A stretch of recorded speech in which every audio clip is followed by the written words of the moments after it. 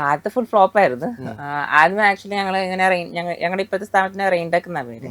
ആദ്യമേ വേറെ ഒരു ജുമേറ എന്ന് പറഞ്ഞിട്ട് ഞങ്ങൾ വേറൊരു ഇതാണ് സ്റ്റാർട്ട് ചെയ്തത്, ഫസ്റ്റ് സ്റ്റാർട്ട് ചെയ്തത്. സ്പ്രേ ഒക്കെ ആയിരുന്നു ട്രൈ ചെയ്തേ?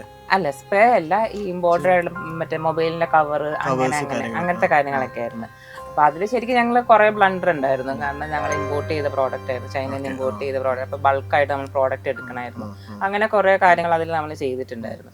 സോ അപ്പൊ അതെന്താ ഇഷ്യൂ എന്ന് വെച്ചാൽ നമ്മൾ ഈ പറഞ്ഞ പോലെ നമുക്ക് അറിയില്ല ഇത് എങ്ങനെ ചെയ്യേണ്ടത്, എങ്ങനെ ഇത് വരിക, അതിന്റെ ഔട്ട്കം എന്തായിരിക്കും എന്നൊന്നും നമുക്ക് ഒരു ഐഡിയ ഉണ്ടായിരുന്നു. നമ്മൾ നോക്കുമ്പോൾ ഒരു പ്രാവശ്യം നമ്മൾ ചെയ്ത് കേട്ട് നോക്കിയപ്പോൾ ഓക്കെ ആയിരിക്കും, പക്ഷെ അത് കണ്ടിന്യൂസ് യൂസ് ചെയ്ത് കഴിയാൻ നേരത്തെ അതിന്റെ ക്വാളിറ്റി അത്ര ഇതല്ലായിരുന്നു. സോ അങ്ങനെ വന്ന് നമ്മൾ ആദ്യം ആ അക്കൗണ്ട് സ്റ്റാർട്ട് ചെയ്തു, നമ്മൾ പ്രോഡക്റ്റ് ലിസ്റ്റ് ചെയ്തു, എന്താ പറയുക, കസ്റ്റമർ കംപ്ലയിൻസ് വന്നു.